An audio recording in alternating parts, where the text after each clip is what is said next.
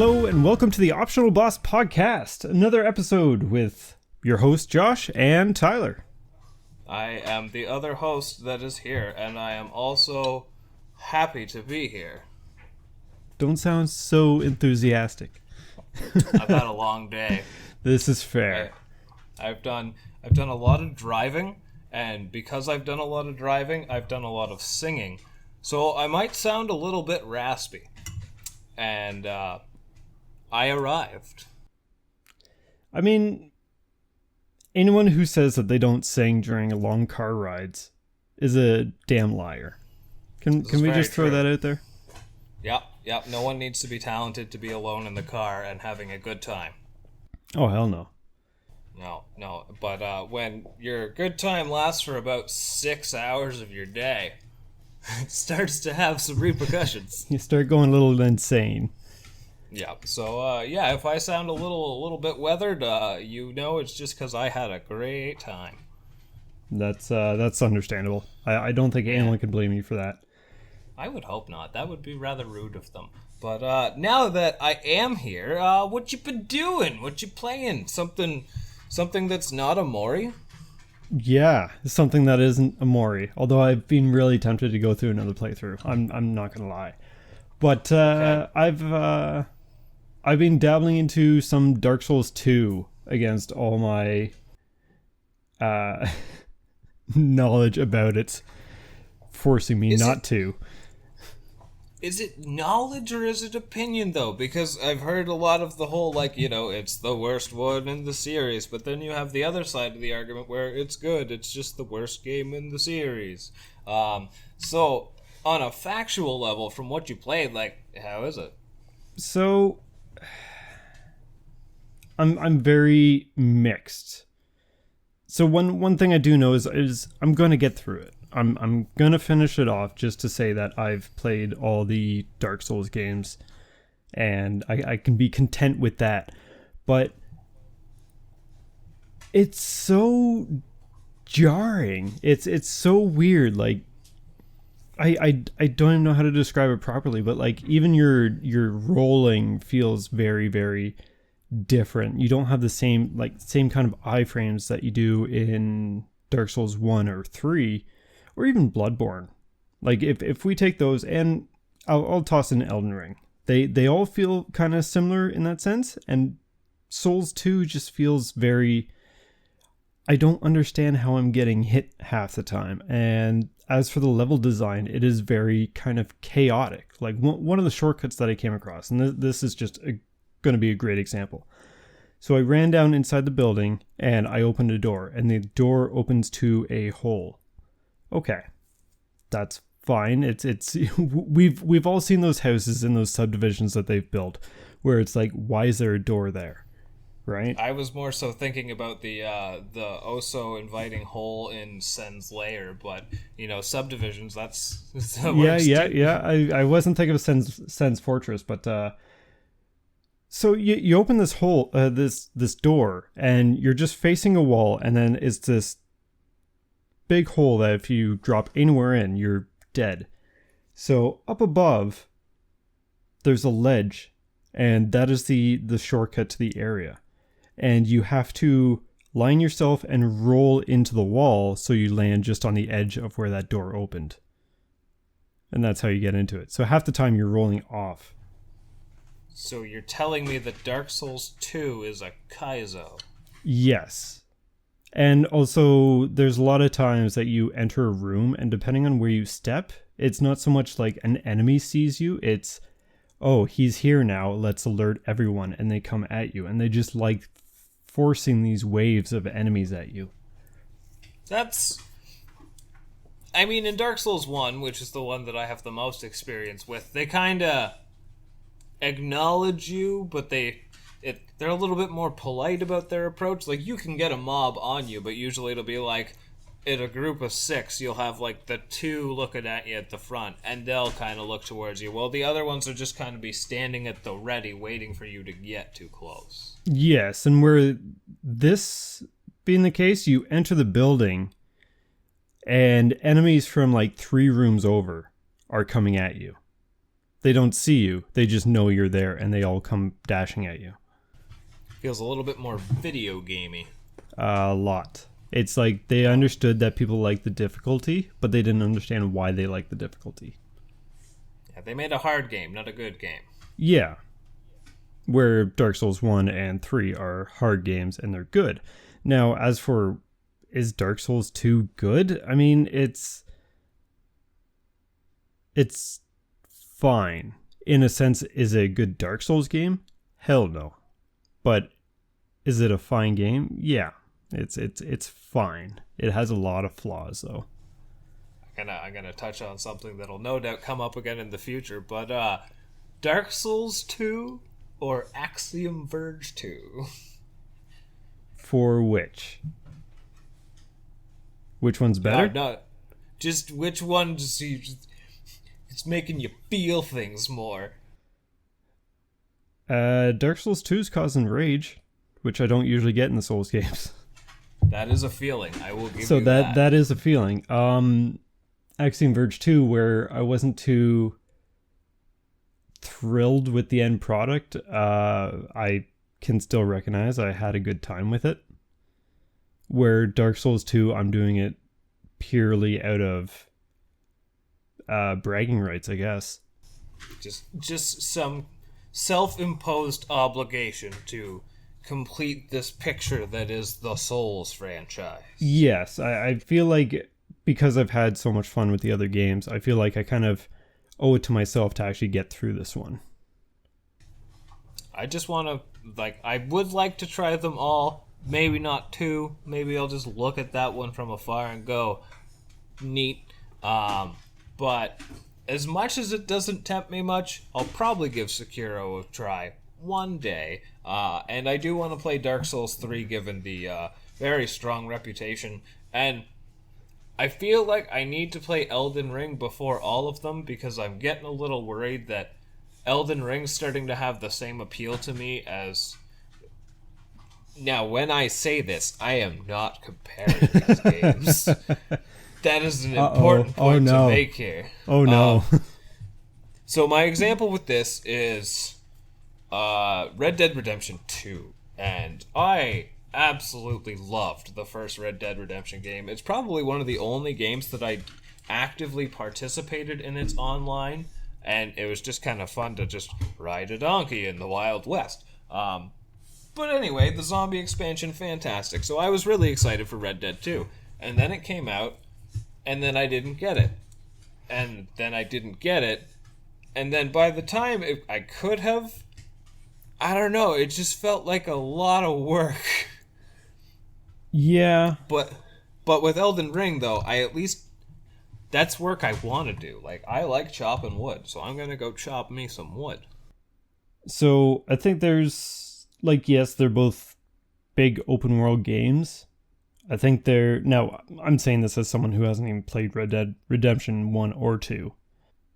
Just from what I've seen, it's two very different beasts. Yeah, they're both open world, but Elden Ring, its world isn't littered with...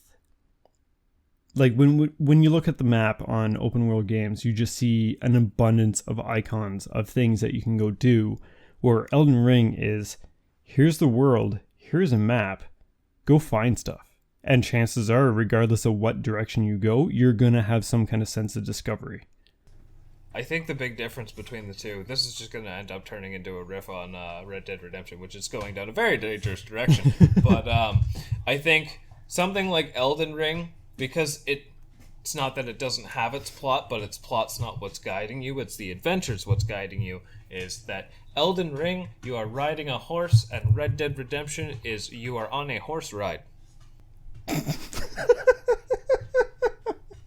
This is my differentiating, and it makes perfect sense. It really does. That's actually kind of hilarious. I like that.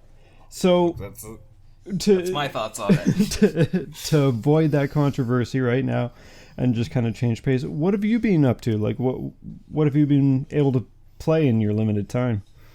Able to play is a very good way to put it. Yep. I just want to kill monsters. I purchased the Monster Hunter Rise Sunbreak expansion finally. I wasn't in any rush to it. It wasn't feeling a Monster Hunter mood. But when I get into Monster Hunter, that's all I care about. And it was on sale, which was surprisingly generous of either Capcom or Nintendo, whoever decided to, because it's really new, still heavily being supported, and is the more dominant product than base Monster Hunter Rise. So you'll see Rise on sale a lot, but never the DLC. And then they finally decided, let's make the DLC on sale. And I jumped on it, and I thought, we'll get to it one day. I have it now, but hey, let's boot it up to at least look at it for a minute. And now that's all I want to do with the free time I don't have. And that's where the downfall back into Monster Hunter goes. My file said I had 100 hours, and I said that is not enough. No, especially in comparison to your other Monster Hunter experiences. And it's funny because, like, for me, this is a lot in a game, but I'm sure for more veteran Monster Hunter players, it's not a great deal. But 400, 500 hours? Well, you're like a step above a casual when it comes to Monster Hunter, right? You aren't a casual onlooker. So someone like, when I say casual, I mean someone like me. I don't particularly dabble in the Monster Hunter series, but I have. Onlooker. Yeah. Yeah. I would say I'm a fan. And that's probably the best way to describe it, because I'm not about to actually get into the great technicals. I have, like, 2 weapons that I really know, and I would like to know more, but I'm still also comfortable with them. I'm not going to be able to tell you busted armor sets or builds. I just like hitting things with a hammer. And wearing their skin. I do enjoy wearing their skin, yes. Oh, no, that's the thing I just said. But, yep. yeah, so I can't really speak on that one too much, because I've only dived into it for about maybe 2 hours, but I will say I am loving it, and I am eagerly looking forward to more. That's understandable. You're gonna have to let me know how that goes, because it's one I've been tempted to hit the buy button on, and I just haven't. But I'm so tempted. I would say, considering I've done pre and now post world Monster Hunter, that Rise has to be the most beginner friendly product I can think of. Which, as someone who is considered a onlooker, I guess, that would be kind of perfect for me.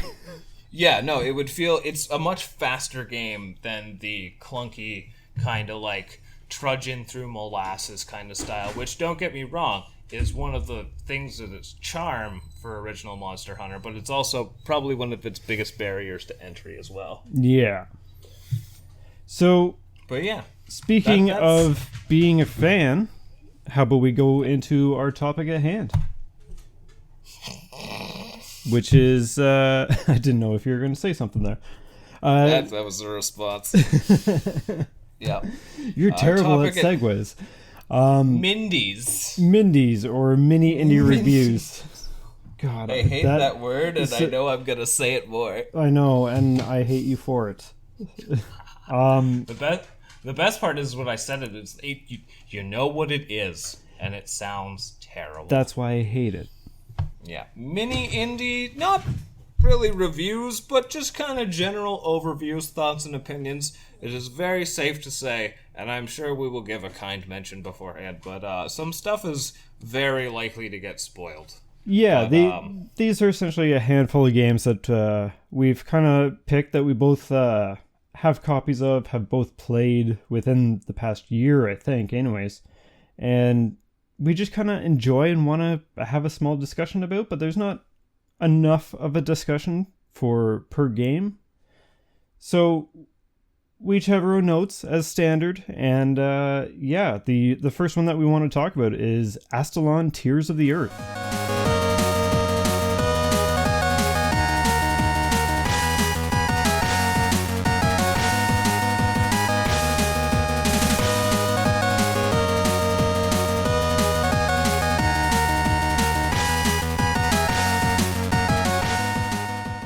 which technically is the second in the series. I didn't know this till I started up and it said episode 2. Yeah, I am also on that page, and I'm gonna be honest, it bugs the crap out of me. The second episode? Just the fact that, like... And I mean, it's funny because it bothered me even before I found out that I enjoyed the game, just because... Where the heck? Like, it doesn't even say part 2 in the title, and then you're dropping me into this world telling me I am in a sequel to a, like, ongoing tale? It kind of gave me less reasons to be as immersed as I feel like I could be. Now, here's a question, because I haven't actually looked this up. With it being episode 2, is episode 1 like a comic or a manga or something? Or is it an actual game? Magna. Well, I'm just cracking open this here manual for the first time. And it seems to just give you, like, the opening text crawl that it does when you start the game about the general plot, about how once there was a world, then there wasn't, and it's weird that this is like a nuclear apocalypse story. Yeah, it's kind of portrayed in that sense. Oh no, so I have my booklet here right now, that. And it says 3 heroic explorers wandered the post-apocalyptic desert. Yeah. What? I never got any of that. You missed that? Yeah, no, this takes place in a very distant future where they were suddenly just like knights and wizards, yeah. No, it takes place in a tower. Very true, very true. But, yeah, so... Just a bit of background. I mean, the story is pretty simple. You and a couple friends go into this tower that is run by... Oh, God, what are they called? What are the enemies called? The Gorgons, The Gorgons, yes. Yes, and so Greek mythology, Medusa, that kind of stuff. Yeah, kind of almost Castlevania-like. Oh, we haven't even got to that part yet. No, we haven't. But there's certainly some hints there. And so yeah, three characters who you end up controlling all 3 enter this tower, and you're looking for the source that is poisoning your town nearby because so many people are getting sick, and it's the source is the tower. Gonna be heroes. So one of them. I mean, kind of, yeah. I mainly used one character for a good portion of the time. That was actually something I wanted to bring up. I mean, the core gameplay, I will say, is pretty solid. Anyone who is remotely familiar with Castlevania 3 is... it's a lot like that, where you have 3 very different kind of play styles that you can not freely swap, per se, but you can switch into. Some are going to be more useful for your range scenarios, exploration, what have you. And it is really a solid kind of thing to bring into a Metroidvania format, but it's very obvious that some characters are going to outweigh others, and that kind of takes away from it a little bit, at least for me personally. A little bit. Like, I found some of the scenarios kind of a pain in the ass to have to trek back. So the way that you change characters, at least for the first half of the game, is you got to go to let's call it what it is, a bonfire inside the tower. It's a bonfire. But it's a much cozier bonfire. It is a much cozier bonfire. But it does respawn... does it respawn the enemies? I'm pretty sure... Only if you rest at it. No, I think enemies always respawn per room, but mini-bosses don't. Right. Okay. If I'm not mistaken. So yeah, you go to these bonfires and you can swap between your 3 characters. And so you got... oh god, I don't know how these names are actually said. Arius, who is... Oh, we're actually getting into who they are? Yeah. Oh dear. Just because they all have their unique playstyle, right? So I just realized something. Uh-oh. I don't know if, I don't know how I missed this, actually, initially. There's spoilers on the front of the box. Yes, with the other characters that you can get. Did not clue into that right away. No, I noticed that as we were sitting here. That's hilarious. Yeah, no, because going into this game, I genuinely thought it was strictly going to be the 3. And, well, it threw a curveball with me by literally throwing in a guy who wrote a book that turned into a franchise about killing vampires, kind of. Kind of, yeah. So there's a small spoiler. There's more than 3 characters in the end. But we did say spoilers were coming. Yeah, we aren't going to be able to catch them all. But so yeah, you start off with the first 3. You got Arius, who's like this. He's colored blue. They all seem to represent a color, and he's a warrior. So he has a sword. He has a shield. I don't think the shield really does that much, does it? Not until you get some abilities with it, anyways. Because then you can get abilities and stuff to dash around and faster swings and all this kind of stuff as well. I want to say the only thing the shield does until, you actually purchase like a skill upgrade or something for it is it's the only character that has any defense at the start of the game. And then you have Algus, who is a wizard and kind of the main protagonist of the story, I guess we'll say. That would probably be the best way to put it. Yeah, the story's kind of... I'm pretty sure he's the reason why we're all here. Yeah, in a sense. I mean, Titans are also a thing in the world, and essentially Algus has a pact with the devil. I'm not going to try and say his actual name. Oh, does it have it in here? Yes, it does. Azamothethep. Where are you in here? The Black Knight. You're the most generic of villains. Yes, the Black Knight being the most generic villain ever, which is fun. I thought it was funny. You could purchase the his backstory, and it's just like, okay, I still am gonna kill him. I mean, his backstory was okay. This is going to be a bit spoilery. His backstory you learn in kind of 3 pieces, right? And you buy it off the devil, of all things. And we'll get into why that's actually a thing here in a minute. But it's essentially, oh, your son's sick. What do? We can't spend the time that he needs for us to make him better. Well, just sacrifice him to the Gorgons. And then he gets this hatred for the village. Hi, we're a neighborhood cult, and we would like to take your child. And it's like, wait, that's not okay. So he'll be a hero. Yeah, just very strange. I'm not about to say the plot didn't really win any awards with me. I'll be pretty straight up about that. Yeah. It was serviceable. It gave us a reason to play the game, I guess. It worked with this theme. So getting into the whole devil thing, which I've kind of tied into, because it does go into the actual gameplay. Anytime that you die, the devil brings you back because he has... Algus has a pact with him. And so every time that you attack enemies and all that kind of stuff, you get these orbs, and then you can buy upgrades and all this sort of stuff through the devil, and then he brings you back to life. The backstory being one of them. Souls. Yeah, the enemies drop souls. It's Dark Souls. how's that for a weird turnaround? Talking about Dark Souls at the beginning and tying it into a game. Well, I mean, I guess it was bound to come up since it has souls. It does have souls, yes. Souls in its premise at that as well. And ghosts, which are not souls.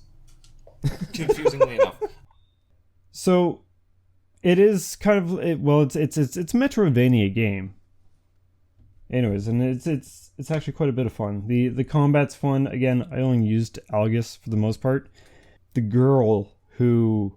I have her name written down here, but I have no idea how to say it. Kylie? I think it was Kylie, yeah.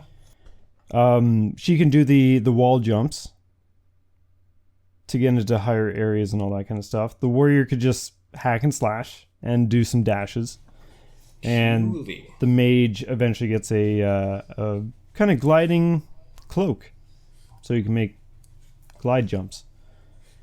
So that was kind of neat. he kind of ends up taking. So the game starts off, and I would say it's a game that's a lot more enjoyable in the beginning portion of it than the later end. Not that it got bad per se, but it was a lot more fun when each of the characters had their necessity to them. The free swap was very appreciated, but eventually, yeah, the wizard pretty much covers most of your exploration needs outside of X character has to destroy Y gate. Things like that. But where I would say is in its simplicity, because they definitely went for a very NES style kind of control scheme, it feels really good. It does. It really does. It's snappy. It's still kind of weighty. Combat is like, I mean, you literally have one attack per character and jumping. It's quite close to a Mega Man game in that simplicity. But it feels good. I will make a complaint, though, that I thought the bosses were way too easy, and for how easy they were, there weren't enough of them. Yes, I think I can get behind that, and that's just based on the fact, like, when you beat the game, you can do a boss rush after, and the way the boss rush kind of works is you start it and you fight the first boss just as no upgrades and whatnot. And then once you beat that boss, you're given a room where you can select.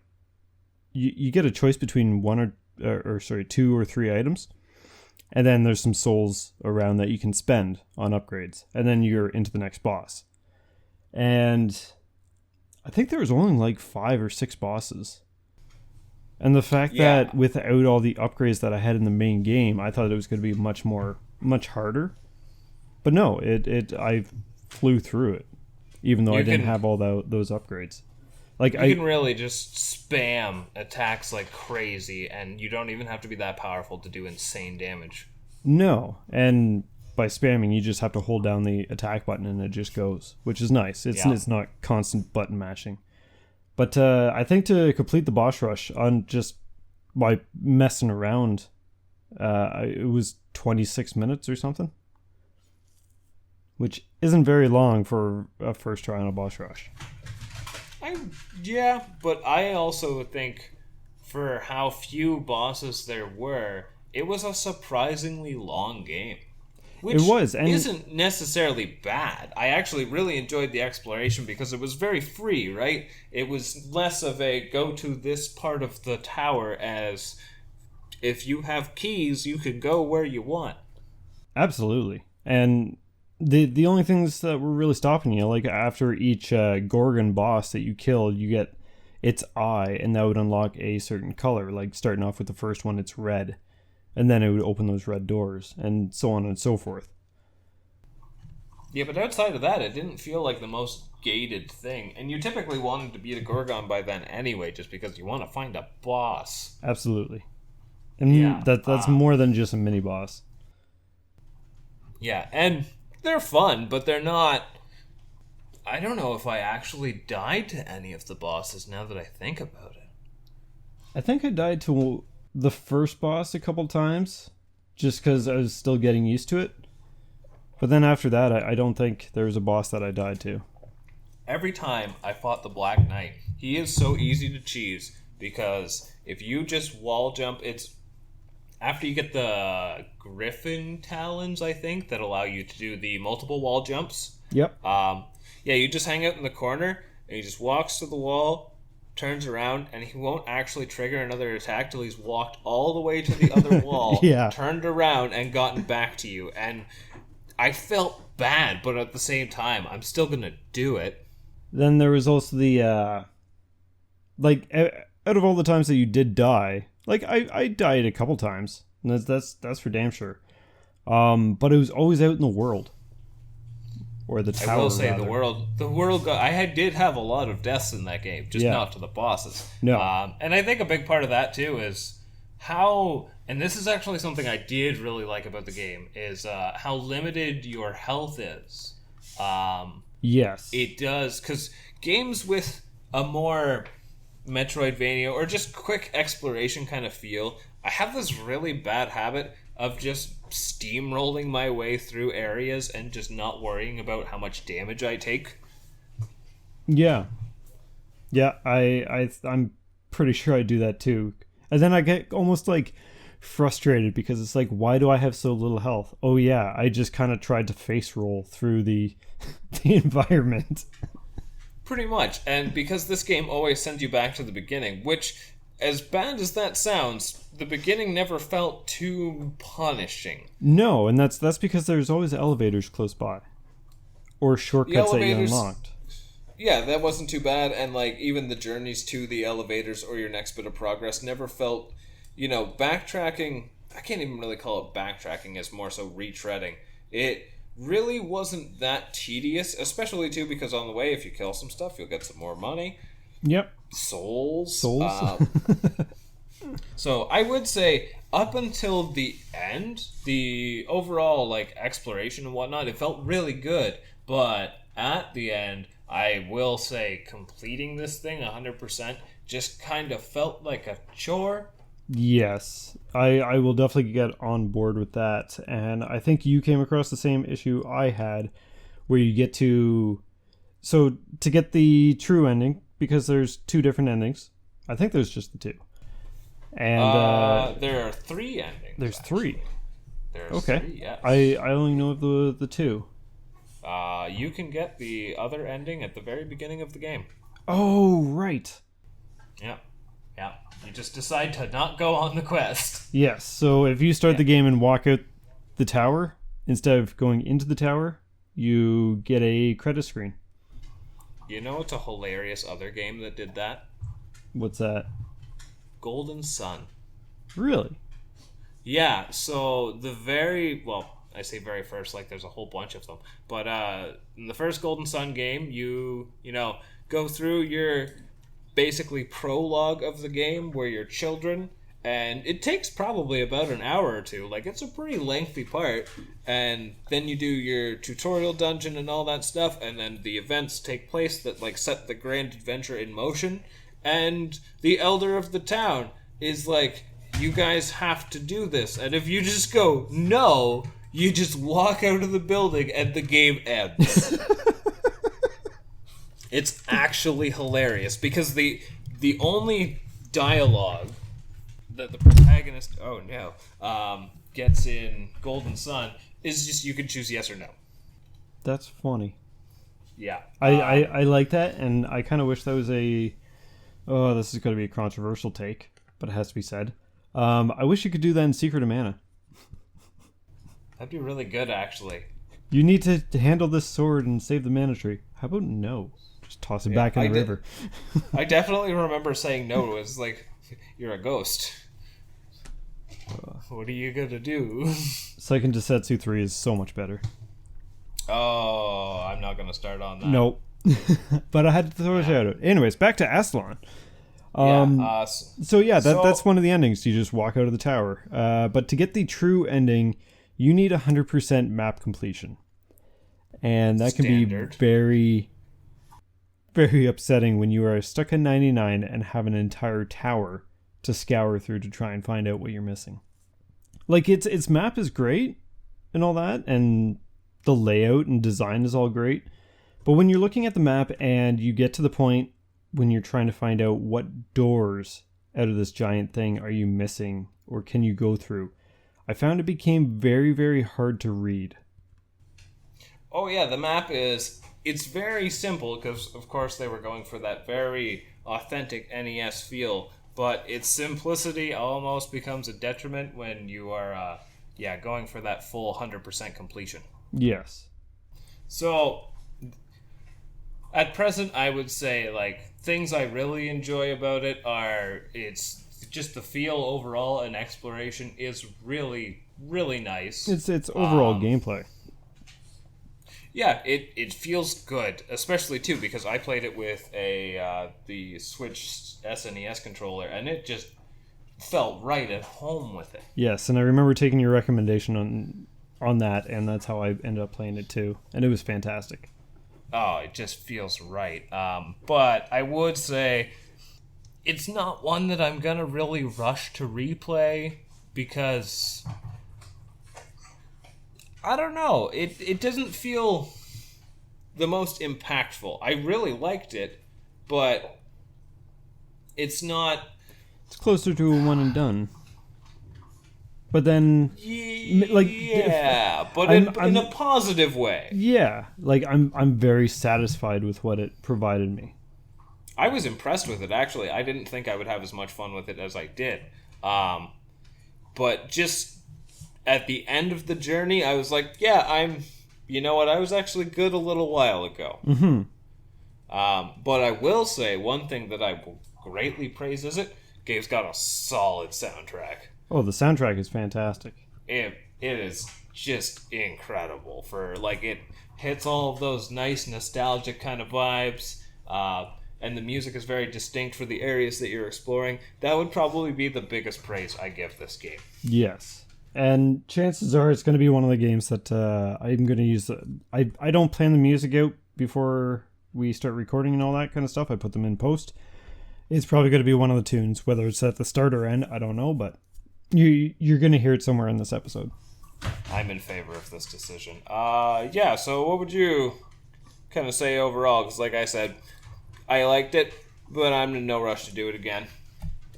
I could probably see myself playing it probably sooner than you. I actually really enjoyed it. I really enjoyed the exploration. And it was simple enough with its portrayal. Like, it didn't try going above and beyond, which is perfect for something that's trying to replicate like that NES era. Because that's kind of what it feels like, is if someone went back in time and made a Metroidvania in the NES days. And I'm kind of all for that. It's definitely one that, to anyone who has enjoyed classic Castlevania for the NES, or even modern Castlevania for the not NES, and you want the more Metroidvania style, pure recommendation, just as just to try it out.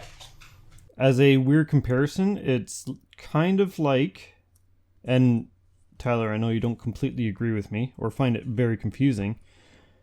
I find it almost like if Castlevania 3 and Fox Xanadu had a baby. I just think it's funny that you said Fox Xanadu. Yeah, no, I can see that. But it definitely has a strong retro appeal either way. Yes, it is very well done, and I quite enjoyed my playthrough. And we went quite long on the first game, so let's I was surprised by that. So am I. Yeah. So I'm excited about this one. All right, you start us off. Yeah, this is a little gem based on an even bigger gem. This is Carrion.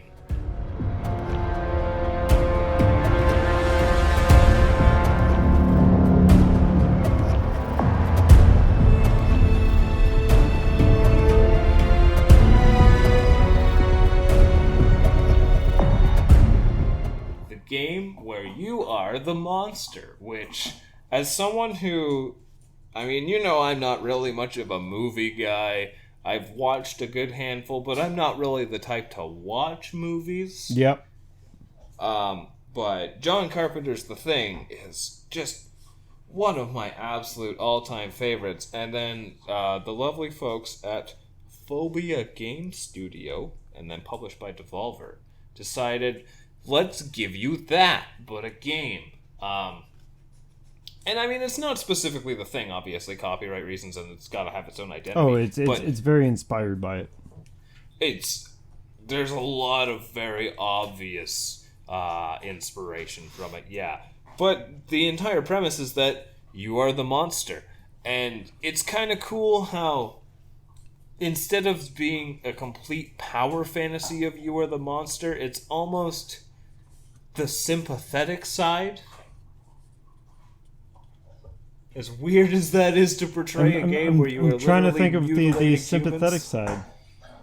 Okay, so the way that I say the sympathetic side would be on the sense that the premise of this game is that you are a bio weapon of some kind, just a genetic mutation created by men. Yep. You might even be an alien. I don't know if they ever actually explicitly say what your source is, but I'm gonna say you're an experiment given how in the gameplay, like, you find upgrades for this facility, but you're contained by a research facility throughout the whole game, and then once you actually become a big enough freak of nature to escape your containment, you're on the loose.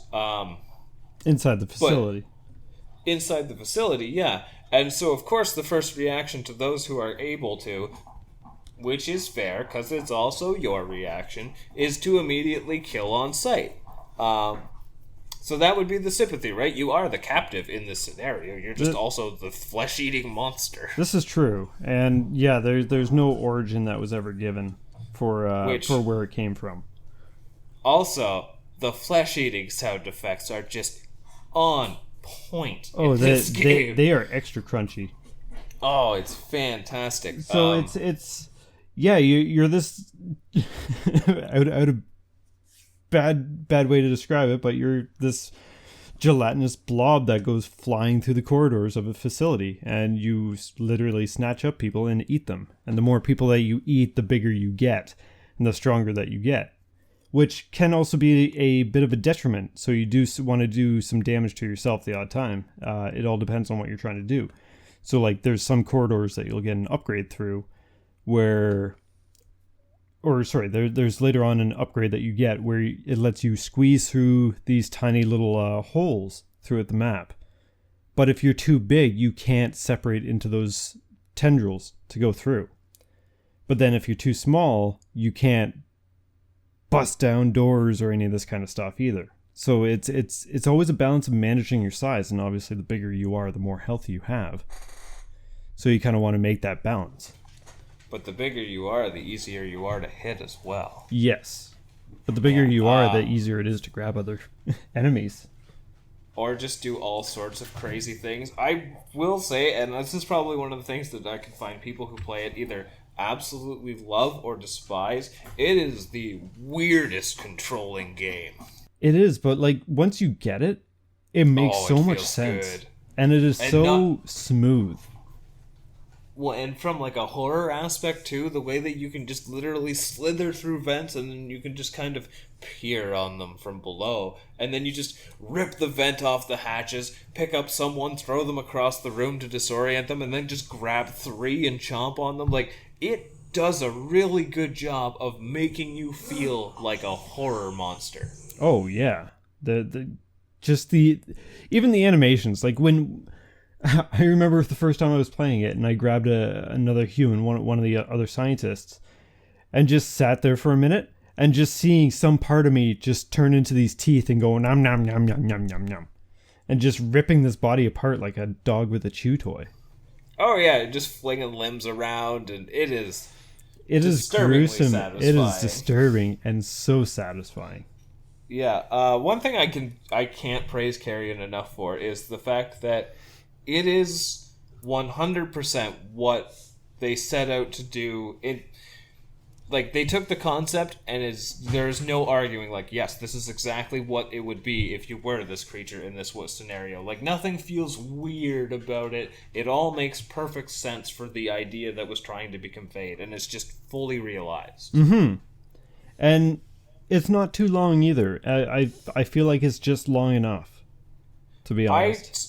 I would say it is very short and sweet, which there are pros and cons to that. For me personally, just because I really liked it, I would have liked more if there was more. So, like, I don't want just longer levels or more things to kill. I would like some extra abilities and whatnot to kind of make it being longer feel justified. But having said that, for what it does, I think the length is actually perfect. So essentially what you're saying is with mechanics and what you're given to work with in the game, it was about as long as you'd want, but if they introduced new mechanics that you could do with the monster, then lengthier would have been really, really nice, because you would have liked to see more. Is I want a sequel. Yes. I would be very satisfied with that. Which, without spoilers, not that there's really much of a story or a thing that escaped your containment. But based on the ending, it seems like they have plans for another one. I don't know if they actually do or not. Domination. That would be cool. I would be very down with that. And yeah, I Tendrils really as a can't sing helicopter. enough. Oh, jeez, that'd be so cool. Just a flying helicopter, but instead of the glass, it's just a mouth. Oh, God. It's horrifying.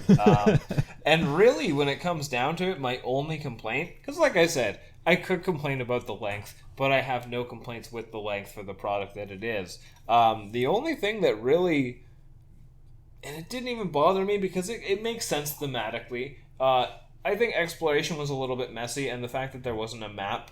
Now, not having a map, I think, is the thing that works thematically, but it had this really weird kind of layering system to its world where you went through a pipe and ended up... It's like warping, but it's almost kind of like that similar system where you have one kind of world map, you go through a door, you have another one behind it. Kind of like one of the later Castlevania games. I think Art of Sorrow, where you got that intersection scene where it's just no music or anything. It's just you running through a small hallway to get to the next thematic area. Kind of, but then do that and disconnect all of them. The world itself didn't feel like... I wasn't ever in an area going, I'm right beside this area. It was just, I popped in a hole and ended up out here. Mm-hmm. I couldn't really build a mental picture of the facility in my head as where, like... if you were playing the original Metroid, for example, because you actually go from point A to point B, like you walk through that door, on the one side the world map is gray, on the other side it's yellow, what have you. You can put two and two together, as where the whole time you're in this facility, it's just like, I don't know where I am, but I am making things worse for everybody that works here. And then it ends. You don't know if you're feeling like it's this, like, something that I've been looking at most of the game going, once I get there, that's probably the end. So it's not that the level design was bad, it's that it didn't feel as much like a world as it did like levels. Yeah, I can definitely agree with that. Which is weird because there is potential for backtracking. You just have no idea. Like, I'm sure if I spent more time with it, yeah, I could probably memorize what's going to take me where. But for the most part, I just kind of was going with the motions, and then the game was over, and I said, that's a good time. I know there was a bit of a moment that I was lost for a little bit, and I kind of had to think about my area and kind of like make a mental map in my head, and then eventually I got out. But yeah, the ending just kind of sneaks up on you. It's like, oh, okay. And there are a couple of flashback scenes that kind of give hints to your origin, but it never actually does tell you the origin. And you control the scientist, you run around, whatnot. It's almost like he helped you set you free or something. I don't really remember what happened in them, but I know it had to do with the origin, not necessarily of you, but how the incident happened. I think what it actually was is you are a scientist seeing the aftermath of you escaping. Was it the aftermath?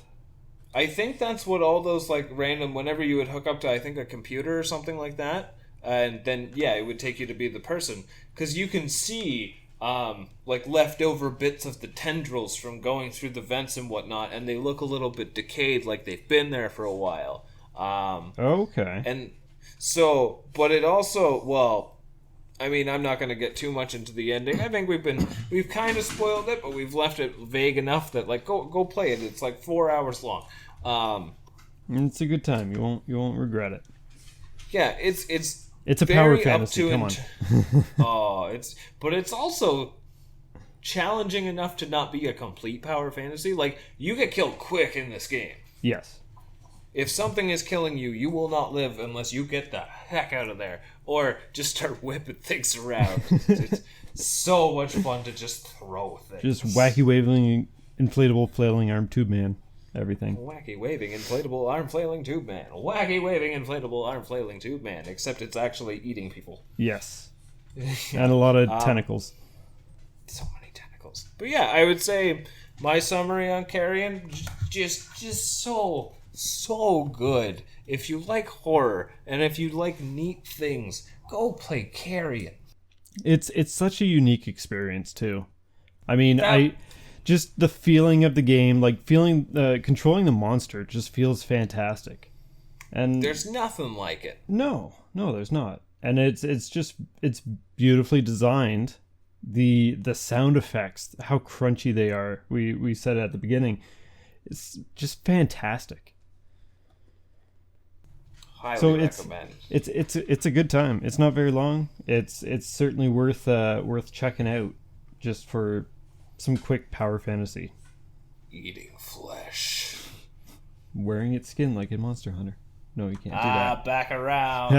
The turn. I can't wait to hunt some monsters. Do you wanna open up this next one? I think we're both kind of excited to talk about this one. Yeah, so I don't know where to start with this except Narita Boy.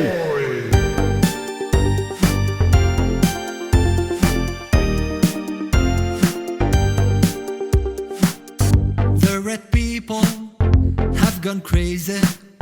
They attack the digital world. What we need is a hero to protect motherboard, saving the world. Narita Boy. Narita Boy. This is such a weird game, and I absolutely adore it.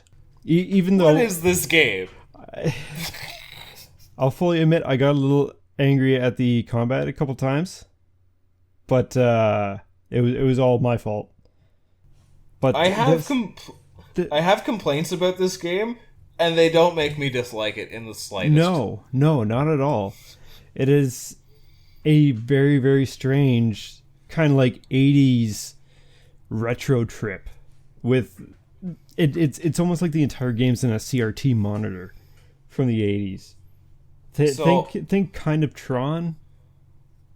I think a better way to explain Narita Boy, and it's very odd for me to be the one who's going to be making the movie references, as I said previously, not really much of a movie guy, but it's got a lot of vibes of Ready Player One. If Ready Player One wasn't super cliche, someone might get mad at that, and you know what? That's fine. I don't even know what Ready Player One is, so that's fine. They can get mad at me. It's the movie with the references. But it's the whole like computer world type situation. Tron was a little bit more of like, you know what? I don't know what to better. I'm thinking aesthetically. Tron has the bright neon lights of different colors. Yeah. And that very 80s, early 80s kind of, I don't want to say like hippie style, but just kind of 80s era computer style, if you will, when it's being portrayed in media, just very over the top ridiculousness. But it looks so good, it's so vibrant. The pixel art is just on point. Like it's simplistic on its characters and stuff, but everything is just, it melds so well together. So I would say when it comes to art direction, this is a very weird way to put it, but I feel like it will make sense if it clicks. I would put it on the level of like just jaw-dropping visuals as something like Blasphemous, where it has a style and it's a very focused and like, I would say the level of artistic appreciation for Blasphemous went into the Narita Boy, even though they're completely different styles. Yes, it's like, the love and care and attention to detail on what they're working on. They're just so nice to look at. Also, you brought up Blasphemous, damn you. Yeah, but that's a story for another day, kids. So, a little bit of background behind Narita Boy. It essentially starts you're a kid playing a computer game in the 80s or whatever, and you get sucked into the computer. Reboot, maybe. I never watched Reboot. Oh, I watched a lot of Reboot. It scared me. Warning, incoming game. If I put some heart and soul into that, I got the monotone voice for that. No. So yeah, you're a child who gets sucked into the game, and you control Narita Boy. And you essentially go around and trying to find the memories of the creator of the world, as your mentor in the world named Motherboard says that this bad guy is trying to destroy it all, and then he's trying to find a way out of the computer program and into the actual world. So you got to go hunt down. You get the sword, the trichroma. The trichroma blade, which is the dumbest and coolest thing at the same time. It's a 3-color sword: yellow, red, and blue, and they also pertain to the different areas that you got to go explore. And it's not a Metroidvania. It's very linear, but it has its own like. I don't even know how to describe it. It's like going into a town and you got different things to go do in that town. So it's not like you're going far off, but you still have to backtrack through that town to figure out what you're doing, and now change that to like a level. So you got like kind of mini Metroidvania scenarios, just not overall arcing one.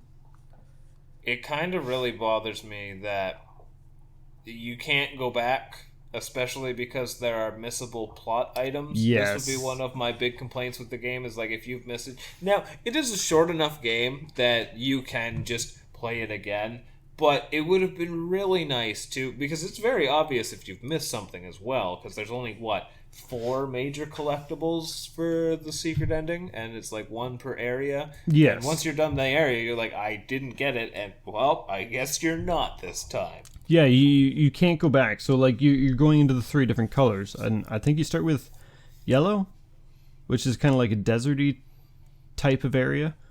Yeah, and you do yellow, blue, red, because red right. is the evil faction because it's the aggressive, hateful color. It goes with video game logic. Red means bad. Yeah, and blue was the more calm, thought out, and yellow was just a desert. Yellow was desert. Blue had a lot of water. Too much water. Yes. 10 out of 10. Introduced like the surfing mechanic where you're surfing on a floppy disk. I mean, this is the kind of like retro 80s computer hacker area that we're talking about. So it had a lot of nice callbacks. The story was, I honestly found like when you're searching through the creator's memories, I found them kind of boring, kind of sad, and then they got really good. And it's like, holy crap, a lot happened. It was a huge tonal shift for what's happening in the game, but it wasn't unwelcomed. It was a fantastic pace breaker.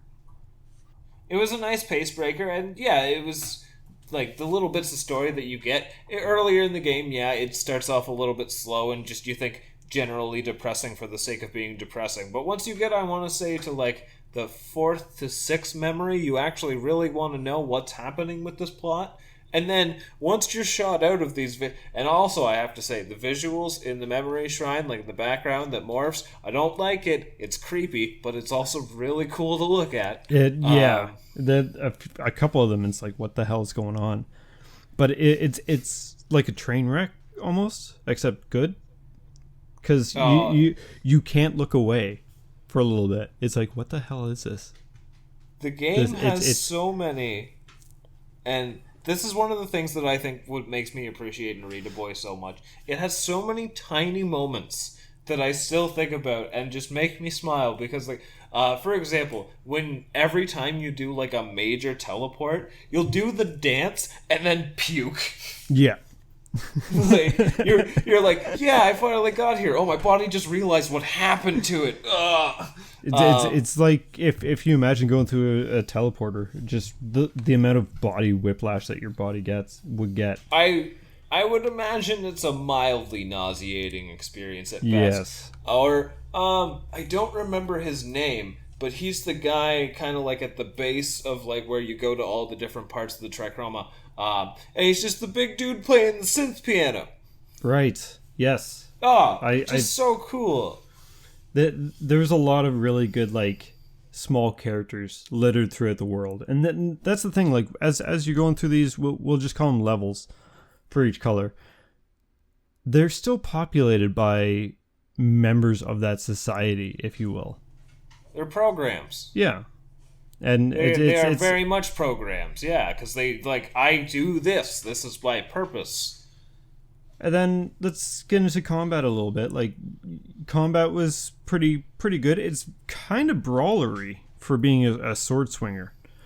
It's got a bit of side-scrolling beat-em-up kind of feel to it. Yeah. Especially, too, the way that a lot of it, you're locked into the screen like it's an arena, and it's just like the game goes into fight mode. Yeah. Which is one of the things, that's definitely where you first learn. We're not playing a Metroidvania today, are we? Yeah. But swinging that sword feels so good. It's just so heavy and chunky. And also, your charge up face laser, as much as I didn't use it, when I did, it's always cool looking. And it's so OP. It's essentially you just open up your face, shoot out a laser that goes right across the screen and kills everything.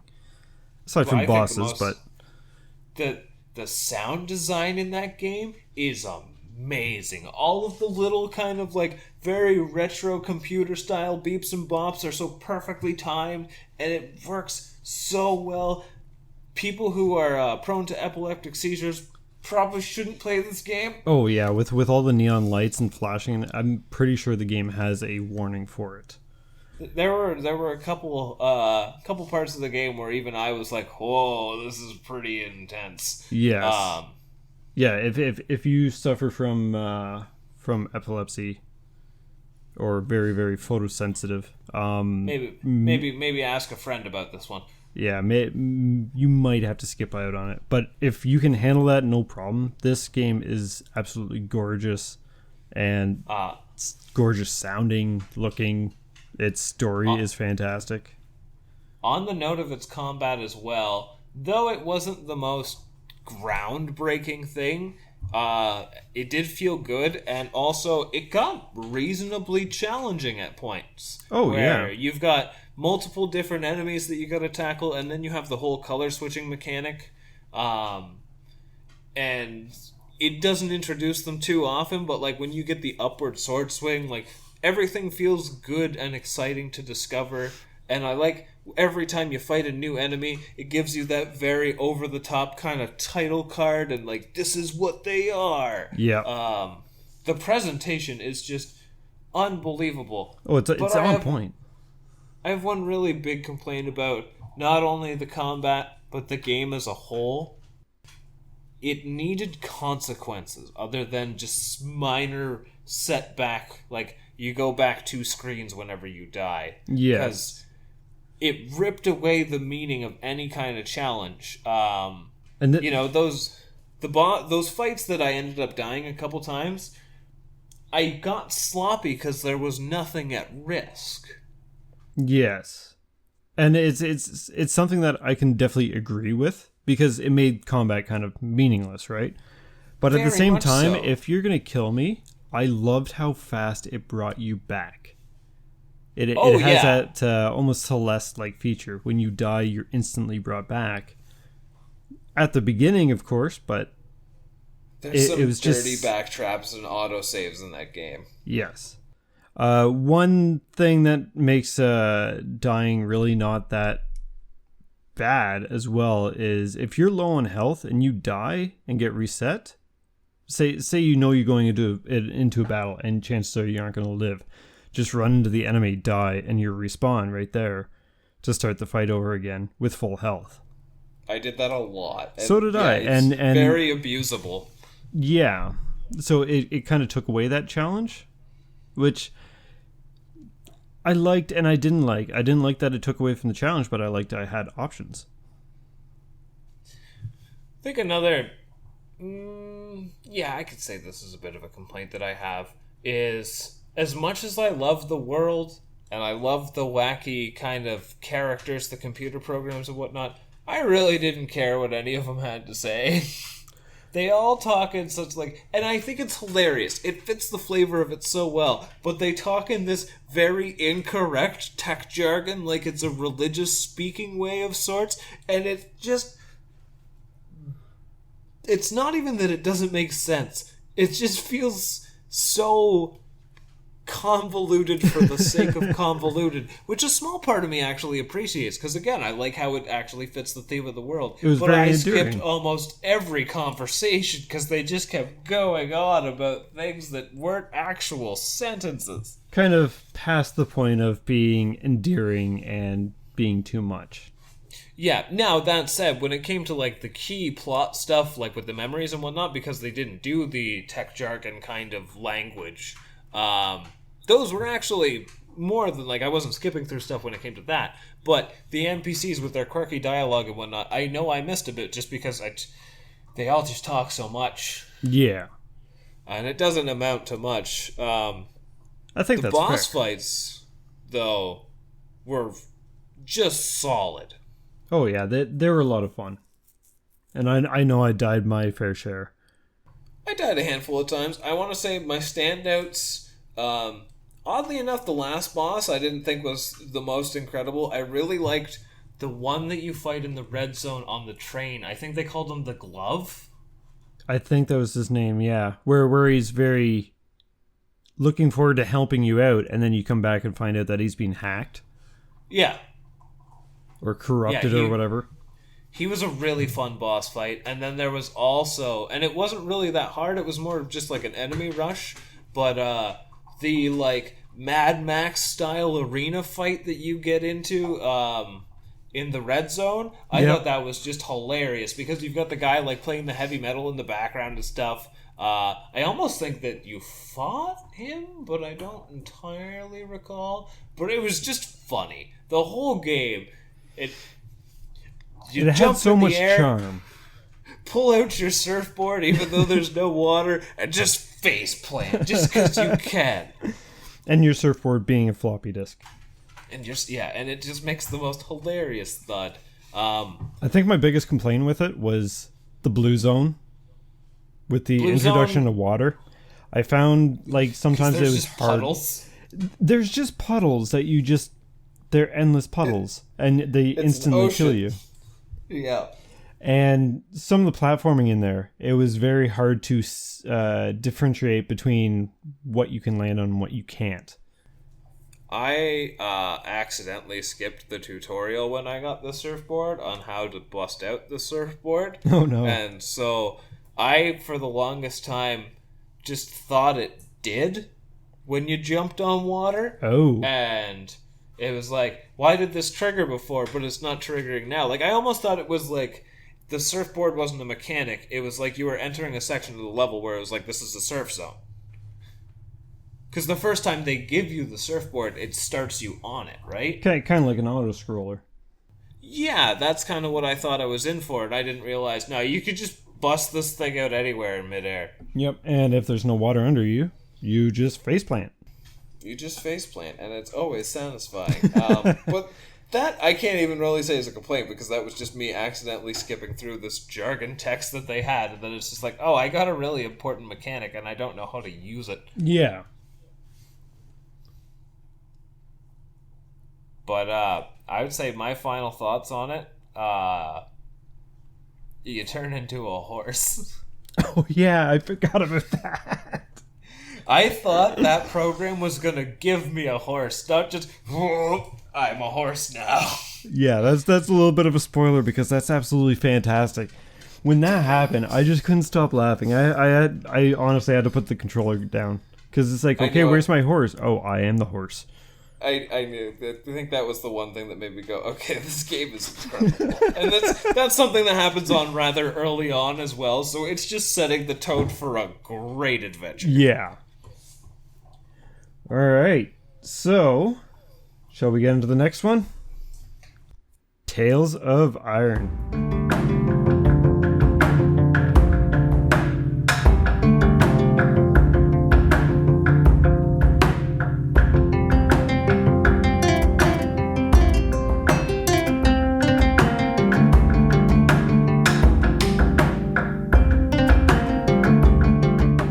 I don't think this one's going to take very long because we're not ending this on not an entirely negative note, but it's not going to be the most positive one of the day. So, personally, I have more fond memories of Tales of Iron looking back on it than I did playing it, which sounds kind of weird, but it's... Yeah, I can understand that. The journey was incredible. I mean, story is kind of lackluster, but just the journey. So to start off, it's essentially rats versus frogs, and essentially you're part of the Rat Kingdom. You are one of the prince of the Rat Kingdom, and you have a brother who's the next in line to be king.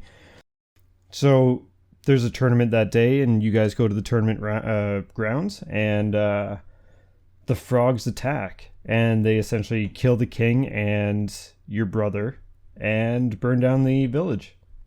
So you being now the king, you essentially rise up, gain an army, and take back your land.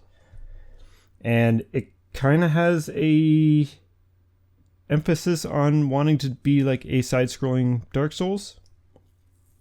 It gives you that combat. impression, yeah. But it really isn't like that at all. No. I would say the only thing that's Dark Souls-y about this is your quote-unquote Estus flask, the bug juice, just because of the way it's consumed incrementally, and then once it's gone. Which it really isn't, because I think you can just pick up bug juice from bugs. Yes, you can harvest bugs out on the ground. So yeah. For your healing, you essentially have this little jar, and you can sit there and harvest bugs that you find in the world. So as long as it's a bug enemy that you killed, you can harvest their insides and fill up your healing juice. And then you essentially just chug it down. You chug it down as you walk around. The narration is on point. I think the narration was one thing that... Okay. It was a lot more brutal than I expected. Yes. And I really appreciated about this game. It's obviously as gory as you're going to get with an animation style that's more or less like paper cutouts, which I think actually really works for this game. It was very, it wasn't bad to look at by any means. Oh, yeah. It was actually pretty nice to look at. But, I thought it did, I just very vividly remember the narrator saying the line about something where he had dislodged the hammer from his skull, as it appeared he was no longer in need of it. Here's a little bit of trivia. The narrator was named Doug Cockle, and Cockle.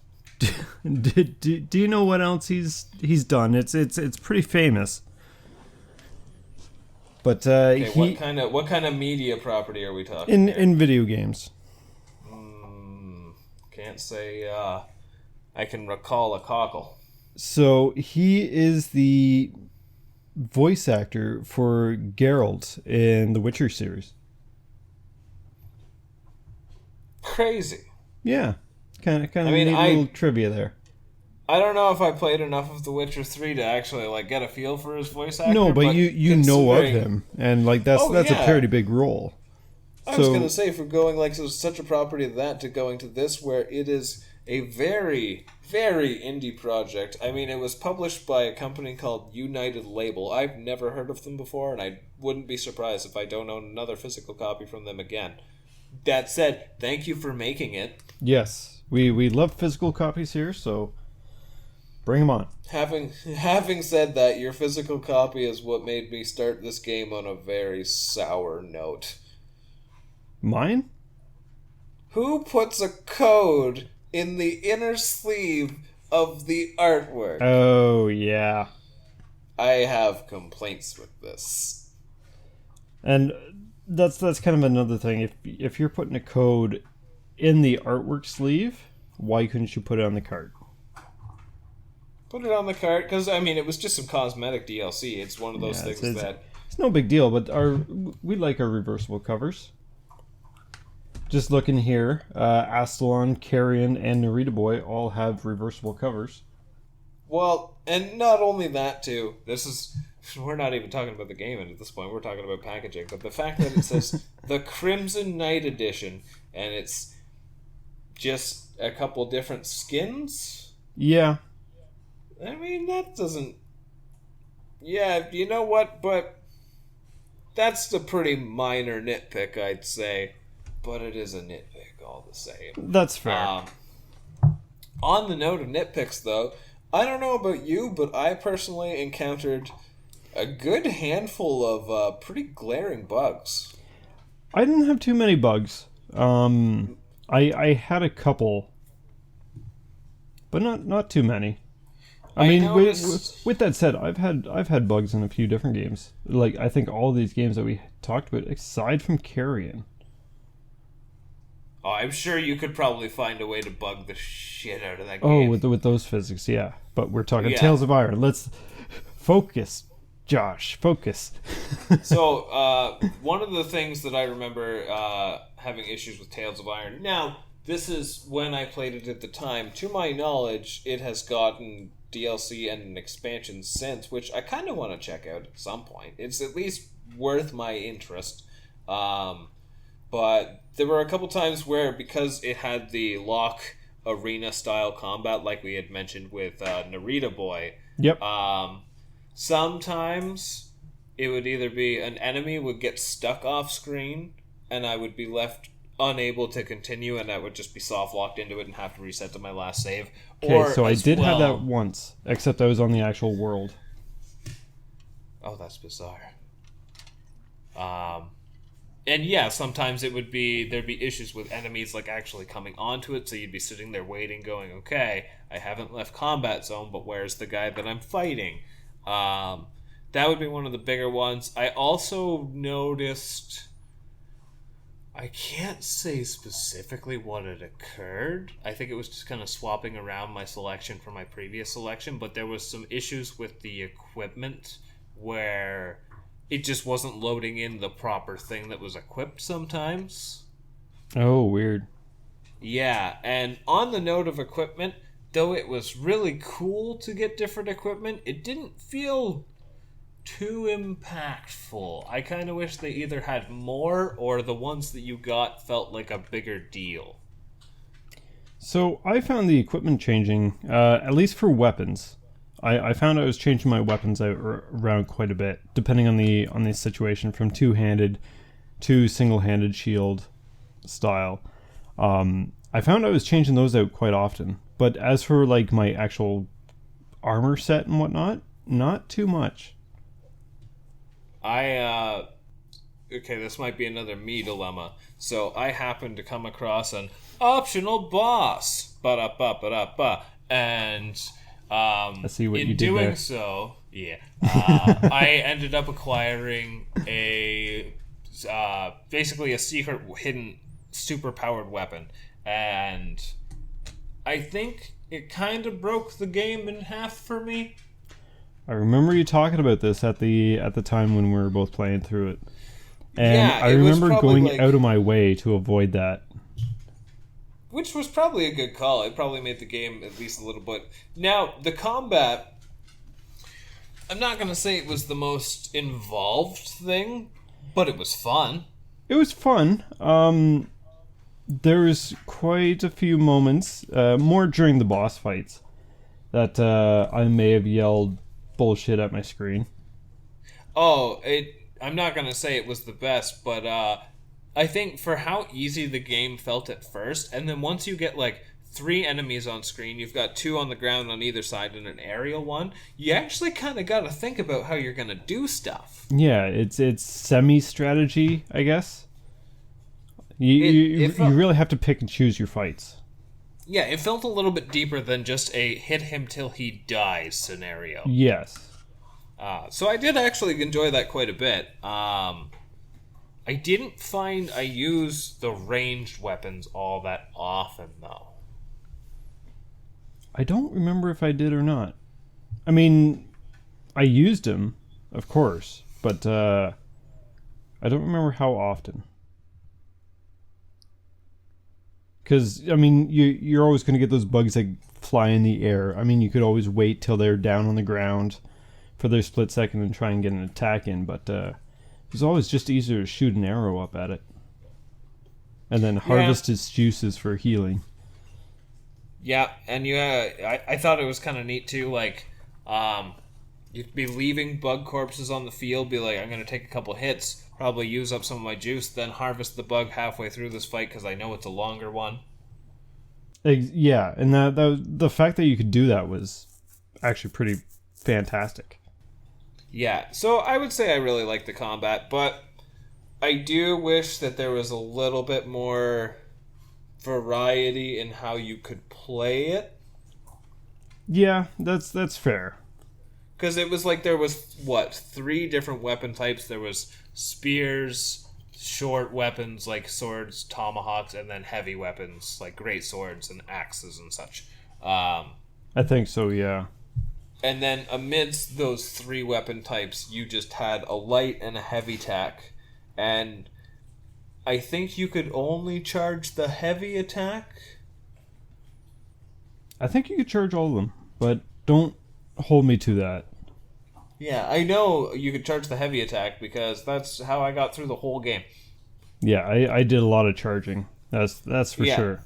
And I want to say, for the most part, I went with the two-handed weapon.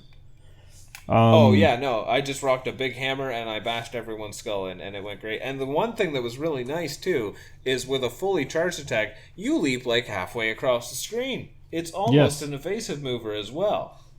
I mean, I've used it as one. Yeah. It saved my ass more than once. Yeah. So I liked the combat until it was the same thing all the time. Yes, it didn't change it up too much. I mean, one thing that we didn't really touch on is the different colors that appeared. So every enemy that was going to do a special attack on you had a certain type of tell. So you had yellow, kind of like... I completely forgot about that. Yeah, so you had red and yellow, and it kind of looked like frustration lines above their head. So if it was yellow, I believe you had to parry the attack, and if it was red, you had to avoid the attack by dodging. Yeah, red was either... I think it was parry, block, and dodge were the 3 different signifiers. Right, because there's white as well.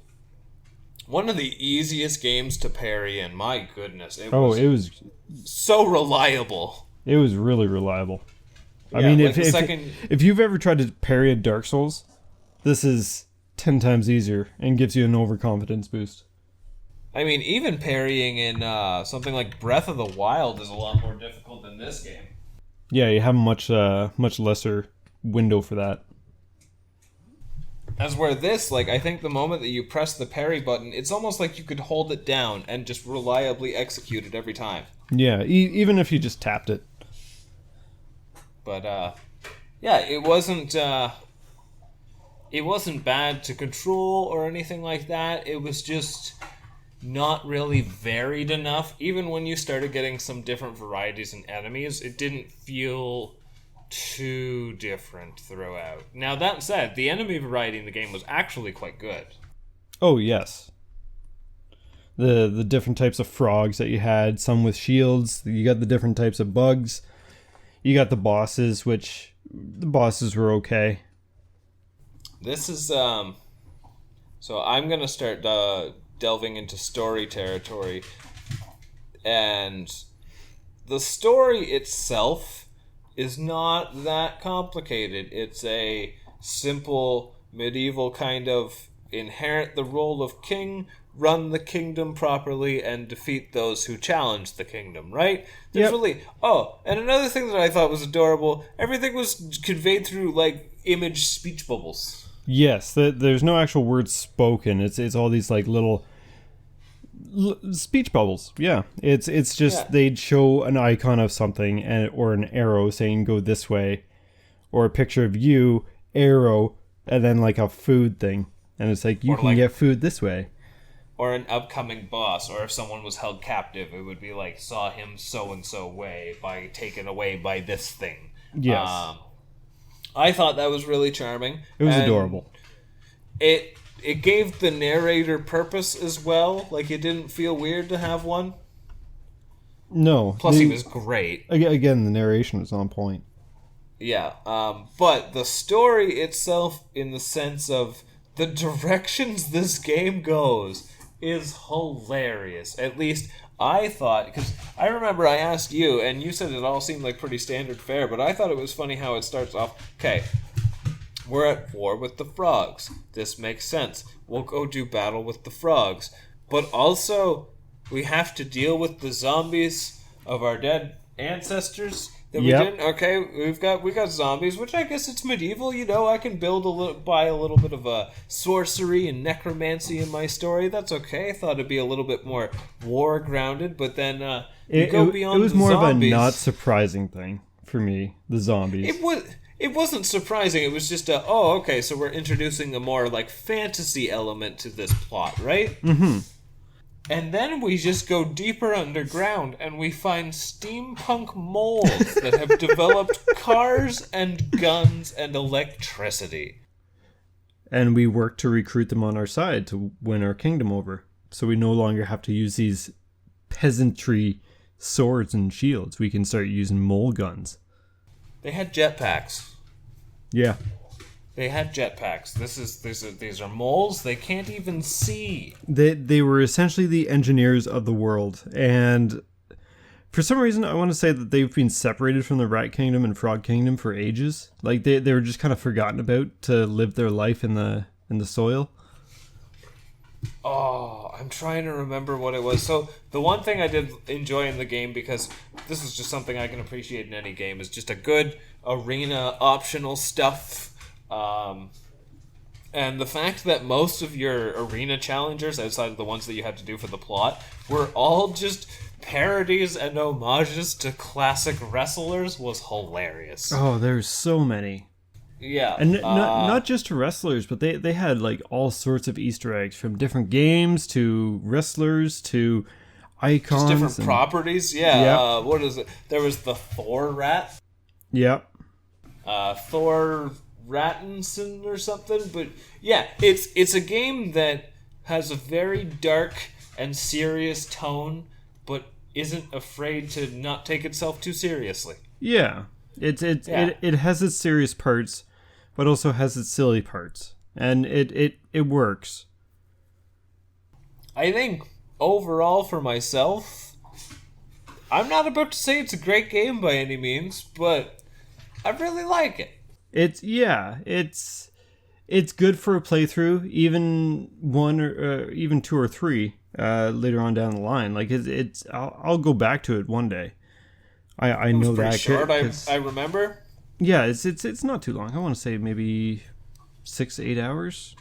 Yeah, like I did everything that was available to me, like all of the side quests and whatnot, and I don't think I came anywhere near to cracking 10. Yeah. Yeah, and of course I want to check back and see what this alleged expansion is all about. If it's more skins, well then I'm not going to play it again. Yeah. I'm going to be mad. It's a good game, not a great game. I'm glad I've played it. I'm happy to have it in the collection. 100%. That would be how I feel about Tales of Iron, Crimson Knight Edition. Crimson Knight Edition. Yes, so yes. Yeah, that was 4 pretty solid indie games. So we got no. We got Astalon, we got Carrion, we got Narita Boy, and we got Tales of Iron.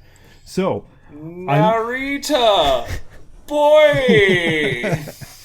So I'm gonna ask a fun, difficult question on the spot of you. Okay. What order would you want to play these in? Or more likely to replay them in? So basically, starting rank with these games. Yes. What would be your? Okay. So at the very bottom, yep, we have. You know what? Even though I liked it more, if we're basing it mostly on the aspect of replayability, probably Astalon at the bottom. Really? I know, that is a surprising shock, especially because I'm a really big fan of just the standard Metroidvania formula, but it's like, and I did really like it, but that just kind of last 20% of the adventure just kind of felt like a bit of a slog and wasn't like super challenging enough to want to, like, you know, with a regular Castlevania game, I want to kill Dracula. It's a good fight. But Astalon didn't really have that. It's not that I'll never replay it, but out of what we've talked about, it would probably be my least likely to go back to. And then after that, I would say Tales of Iron, just because it's... I don't know, it didn't have enough going for it to catch my eye when I'm looking at my shelf. If, like, I'm not against replaying it, but there are so many other things that exist that would come before it just as a gaming schedule. That's fair. But it is, you know, short and sweet, and it would be one, once I've given it time to kind of forget, like, what happened. I'll never forget what happened with the moles. I can be real about that. But yeah, once it kind of feels refreshed, maybe come back to that. But it doesn't feel like as much of a slog to return to as Astalon right now. That's fair. And then I would probably say... So, okay, in this case, because it's down to 2, what would be your most replayed? My most replayed? The number 1 spot. Oh, this is really hard. Yeah. And this is what I'm going to say. The one that gets a more attentive replay is the next one to get a sequel. That's a cop-out. Other than that... That's a cop-out. No cop-outs here. It is a cop-out, but at the same time, too... yeah, that's a cop-out. Okay. Narita Boy's going to be second, and Carrion's going to be first. And Carrion gets first solely because of gameplay. That's fair. Yeah. So... But Mecha Horse... Mecha Robo Horse. This is really difficult decision, but yeah, at the end of the day, because Narita Boy is a very linear experience, it's short and sweet at the same time, but I can't whip things around and eat them. Mm-hmm. So that would be my stack. But which is my favorite out of the 4? Narita Boy. I was waiting for it. It's like, okay, there's a pause, there's a delay, so there's going to be something said. I did it little. You did, but that's fine. Yeah. How about yourself? What would be your stack? Different from yours. Good. Yeah, it's going to be actually very different. Ooh. So, as my number 4, the one I'm least likely to go back to is actually Tales of Iron. Okay. And while I had quite a bit of fun, I did get quite a bit more frustrated with it. A lot of it was the bosses. I found the bosses utter bullshit sometimes. Yeah. Fantastic game. I really enjoyed it. But I was also happy when it was over. They gave a bit of rage, but for me personally, I think I would rather those rage-inducing boss fights than the absolute cakewalks of Astalon's. This is true if it was because the boss fights were difficult. Not because... No, they're just you feel good because you finally got it done. Yes. But like in comparison to like Dark Souls, where you know it's... Well, aside from 2, you know it's fair. You just gotta do it. Where Tales of Iron, it's just like, okay, we're going to ignore your parry. Yep. And that is what I found frustrating, because it felt like it was breaking its own rules. Sometimes your heavy attack does light attack damage. Yes.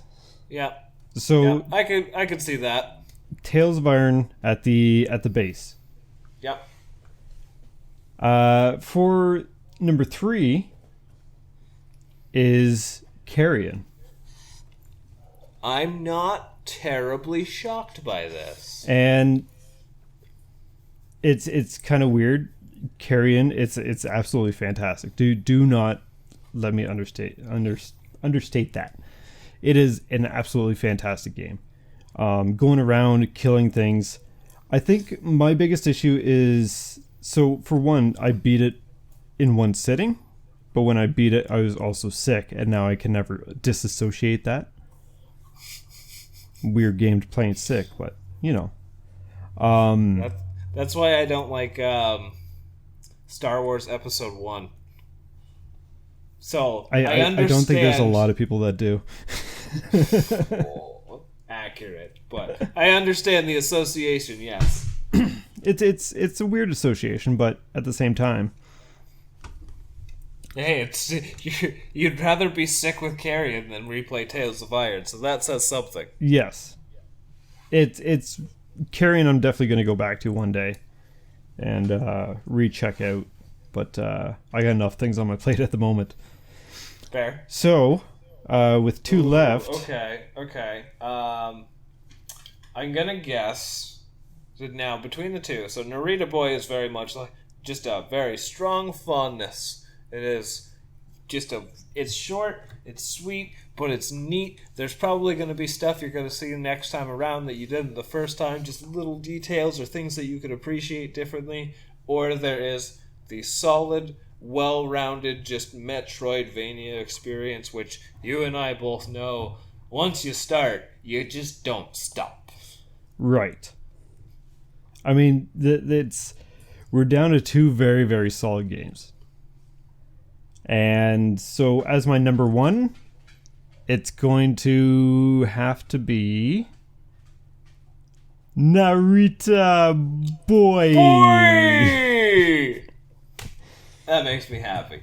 So it was a big toss up because I know you don't think that there's much replay in Astalon, but for me, Metroidvanias are sometimes better on the second playthrough. I've found, like, thinking of games like Hollow Knight and stuff, I really enjoyed on my second playthrough. With Astalon, I don't know if it's because it didn't do enough near the end, because the ending can be a little bit of a slog, but I wasn't ready to put it down. And the other game that had me feeling like that was Axiom Verge. Ooh, that's bringing up the ex-wife. Yeah, no, I can see that, and I also feel that a good Metroidvania experience only gets better when you feel like the more you learn about it, you get the ins and outs, you learn new tricks about it. They just feel good. They do. And just making Algus overpowered was just absolutely adorable. Freaking loved it. It is very fair. And you can also kind of like tweak other playthroughs, like kind of have him on the back seat.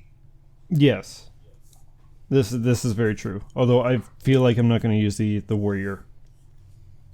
I'm going to use the warrior the least. I'm going to use Bo kicking up walls lady. Oh, she's so good. She is.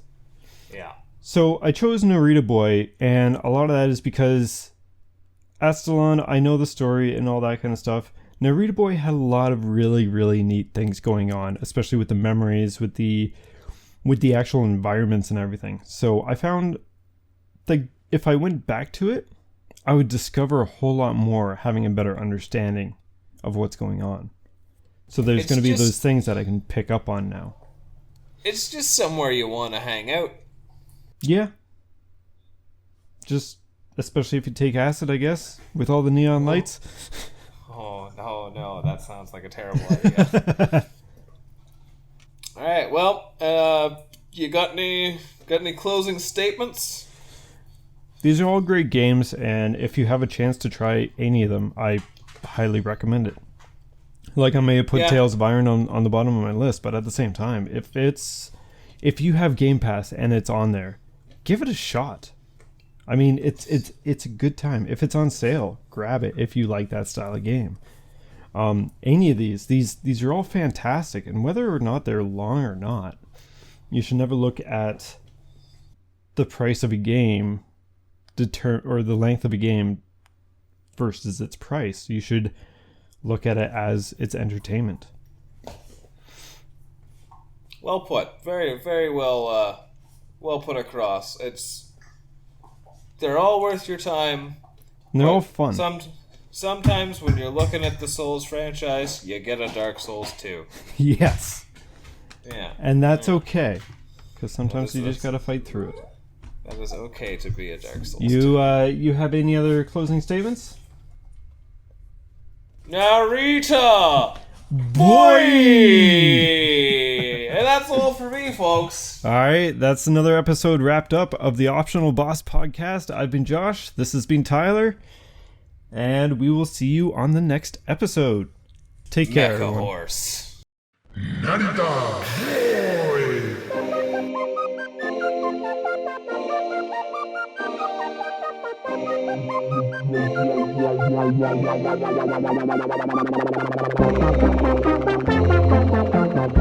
Boy!